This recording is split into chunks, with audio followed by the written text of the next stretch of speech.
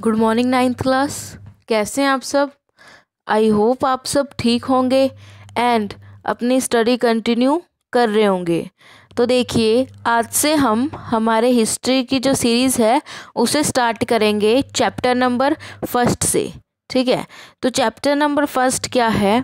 The French revolution.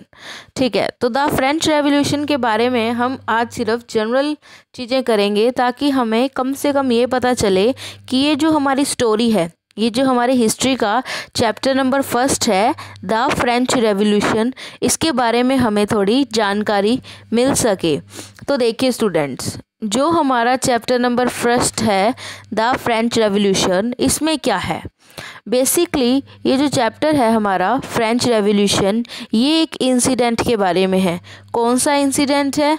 ये incident हुआ था, ये घटना हुई थी 14 जुलाई 1789 में। कब हुई थी? 14 जुलाई 1789 में। इसमें क्या था? ये जो घटना है, ये जो इंसिडेंट है, ये हमारा फ्रांस का है। फ्रांस में एक पेरिस है, पेरिस में एक जगह है, ठीक है, पेरिस शहर का है। कि पेरिस में क्या हुआ था, यहाँ फ्रांस के जो राजा थे, कौन थे? किंग जो थे वो थे लुइस 16। ठीक है, तो जो ये लुइस थे, जो हमारे किंग हैं, ये जो लुइस हैं, इन्होंने क्या किया था? इन्होंने बाई चांस ही अपनी आर्मी को ऑर्डर कर दिया था फ्रांस की कंडीशन की वजह से कि आप लोग कंट्री साइड में चले जाओ। कंट्री साइड यानी कि आप लोग ऐसे करो, कुछ टाइम के लिए मेरे किंगडम यानी कि मेरे जो प्रजा में लोग हैं उनके वहाँ चले जाओ, उन पे क्या करो, वहाँ पे आप वहाँ रहने लग जाओ कुछ टाइम के लिए। अपनी आर्मी को किंग ने ऑर्डर दे दिया। अब जब लोगों ने आर्मी को देखा, ठीक है, जब लोगों ने आर्मी को देखा, ठीक है स्टूडेंट्स, तो क्या हुआ कि जब वहाँ की प्रजा ने यानी कि वहाँ जो किंगडम में जो लोग रहते हैं, उन्होंने देखा कि आर्मी हमारी तरफ आ रही है, तो वो लोग डर गए। उन्होंने खुद ही आइडिया लगा लिया कि जो किंग ने अगर आर्मी भेजी है तो किंग हम पे अटैक करना चाहता है, किंग हमें क्या करना चाहते हैं, हमें पनिश करना चाहते हैं या फिर डराना चाहते हैं ताकि हम उनकी कंडीशंस मान लें।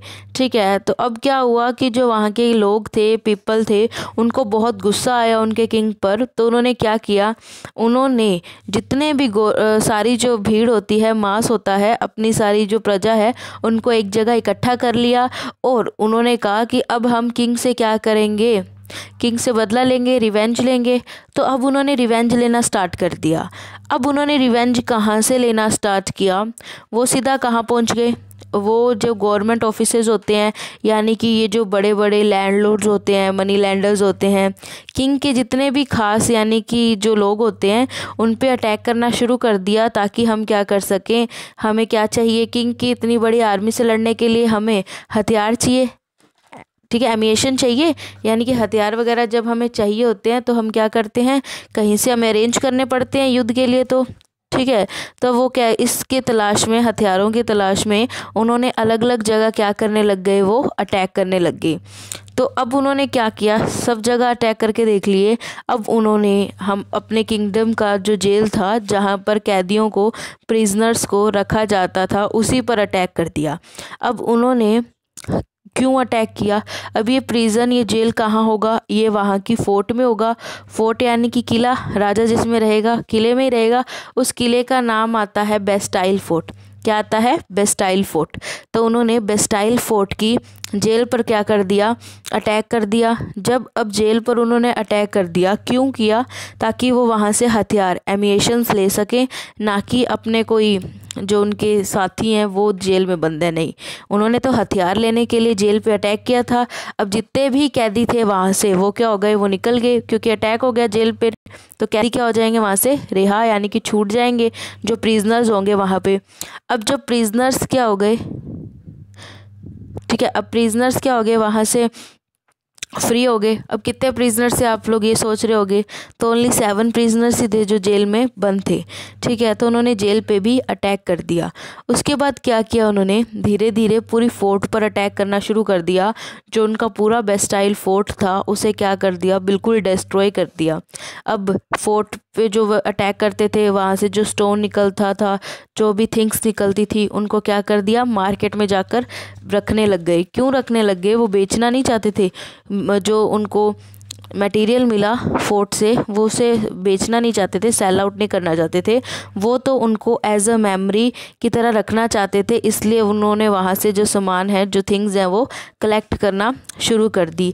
अब किंग का कोई ऐसा इंटेंशन नहीं था कि उन्होंने आर्मी इन पे अटैक करनी भेजी है। इन जो लोग थे उन्होंने क्या हुआ, एक गलत फहमी की वजह से या फिर खुद ही एक कोई स्टोरी बना ली जिसकी वजह से उन्होंने अपने ही फोर्ट पर क्या कर दिया, अटैक कर दिया।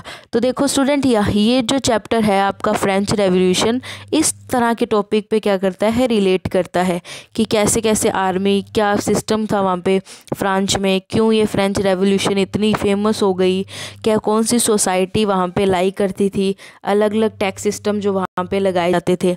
ठीक है स्टूडेंट्स, यानी कि आज हमने क्या किया, सिर्फ बेसिक अंडरस्टैंडिंग की है कि जो आपका फ्रेंच रेवोल्यूशन चैप्टर है ये किस अकॉर्डिंग है, मतलब इस चैप्टर में हम किन किन लोगों के बारे में, किन किन पर्सन्स के बारे में पढ़ेंगे, बस इस चैप्टर में यही है। ठीक है, तो कल हम ना नेक्स्ट टॉपिक स्टार्ट करेंगे स्टूडेंट्स। ये जो आपको टॉपिक यहाँ पे मार्क दिख रहा होगा, French society during the late 18th century, यानी कि फ्रेंच सोसाइटी, हमारी जो सोसाइटी थी फ्रांस की, वो कैसी थी 18th सेंचुरी तक। ठीक है, बात समझ आई।